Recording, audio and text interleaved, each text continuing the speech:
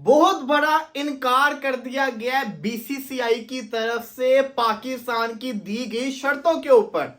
देखिए, कल तक तो हम नाच रहे थे, वो कहते हैं ना it's too early to celebrate, लेकिन हमें समझ नहीं आती। कल तक मैं उछल रहा था, लगा हुआ था कि श्रीलंका में फाइनल होगा, 2026 का फाइनल इंडिया में नहीं होगा, इंडिया फंस गया। कल तक हम बड़े खुश थे। आज टेलीग्राफ जो कि यूके का इदारा है न्यूज का, वो क्या कहता है सुनिए जरा। उनकी रिपोर्ट आई है, वो क्या बोलते हैं। वो बोलते हैं BCCI has send a clear message to the ICC regarding PCB demands about Pakistan playing in neutral venues in future। मैंने आपको बताया था इंडिया को तकलीफ तो है, इंडिया इस चीज पे राजी नहीं हो रहा क्योंकि पाकिस्तान का तो एक ही इवेंट है, इंडिया के काफी सारे इवेंट है और इंडिया के अंदर जो मैचेस होंगे वो इंडिया में ना हो, सेमीफाइनल फाइनल, तो इंडिया के लिए तकलीफ है। तो वो कहते हैं as there is no security threat in India hence no question of accepting such an arrangement. कहते हैं इंडिया में कोई सिक्योरिटी थ्रेट नहीं है, तो हम क्यों इस प्रपोजल को माने। सवाल मेरा मोहसिन नकवी साहब से ये है कि इसका जवाब ये होना चाहिए अब कि पाकिस्तान में भी कोई सिक्योरिटी थ्रेट नहीं है, हम आपकी कंडीशंस को नहीं मान रहे, जो करना है कर लीजिए। अगर वो ये बोल रहे हैं कि हमारे मुल्क में कोई थ्रेट नहीं है पाकिस्तान को, तो फिर पाकिस्तान भी ये कह दे कि हमारे मुल्क में कोई थ्रेट नहीं है इंडियन टीम को। उन्होंने क्लियर ये मैसेज दे दिया, तो हम क्यों ना दें। इसका मतलब यह है कि उन्होंने जो पीसीबी ने फॉर्मूला दिया, वो फॉर्मूले को मानना नहीं चाह रहे, वो नहीं मान रहे। तो अब इसका रिजल्ट क्या आना है, भारत क्यों नहीं मान रहा। इसकी पहली वजह ये हो सकती है क्योंकि भारत चाह रहा है कि वोटिंग के ऊपर फैसला जाए, वोटिंग के ऊपर फैसला जाएगा, भारत की जीत हो जाएगी, इसके अंदर भारत कामयाब हो जाएगा, भारत को लग रहा है, तो हम क्यों फॉर्मूला माने। दूसरी वजह यह कि भारत को नजर आ रहा है पाकिस्तान ने तो कुछ भी करके यूएई में इंडिया के मैचेस के लिए मान ही जाना है, हम इतनी बड़ी कुर्बानी क्यों देते हैं। लेकिन यहां पे पीसीबी को सख्त स्टैंड लेना चाहिए। अगर तो ये दी टेलीग्राफ की बात सच्ची है, तो मेरी गुजारिश है मोहसिन नकवी साहब से कि आपने फॉर्मूला पेश किया, बहुत अच्छी बात है, उन्होंने नहीं माना और अच्छी बात है। अब आप पूरी की पूरी चैंपियंस ट्रॉफी पाकिस्तान में करवाने की कोशिश करें। अब आपने अपने फॉर्मूले को अगर चेंज कर दिया ना, और जिसको कहते हैं ना लीनियंसी दिखा दी, तो फिर आपने पीसीबी का जिसको कहते हैं ना पाकिस्तानी क्रिकेट का नुकसान कर दिया। आप एक बहुत जिसको कहते हैं ना स्ट्रॉन्ग इंसान है, आपके ऊपर ही पीसीबी डिपेंड कर रही है। काइंडली ये जो स्टेटमेंट आ रही है दी टेलीग्राफ की, अगर ये रिपोर्ट सच्ची है तो इसके ऊपर जिसको कहते हैं ना पाकिस्तान की तरफ से एक स्ट्रॉन्ग रिप्लाई जाना चाहिए। मुझे देखना है कि आईसीसी का क्या रिजल्ट आएगा।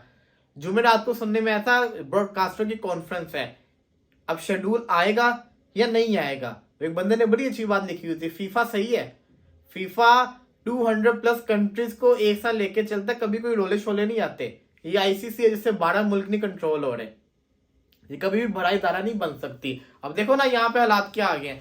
यहाँ पे अब ये कहानी आ रही है कि इंडिया ने यूएई में मैचेस भी खेलने, अपने चैंपियंस ट्रॉफी पूरी यूएई में भी उन्होंने करवानी है, उसके बाद अपने घर में जो वर्ल्ड कप है वो भी बाहर नहीं करवाना। मतलब कि माना कि सबसे स्ट्रॉन्ग बोर्ड है इंडिया, लेकिन मतलब कि आपने हर वो ऑपोजिट चीज करनी है जो पाकिस्तान कहेगा।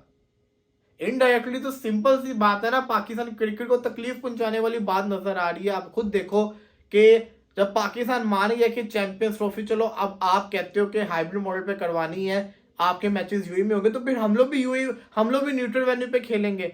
अब इसमें भी मसला है कि पाकिस्तान इंडिया में आके खेले और हम पाकिस्तान नहीं आके खेलेंगे। ये क्या बात हुई, मतलब कि ये तो समझ से बाहर है, मुझे समझ में नहीं आ रहा सच्ची बताऊं तो। अब आते हैं जरा जिसको कहते हैं ना पाकिस्तान के ऊपर।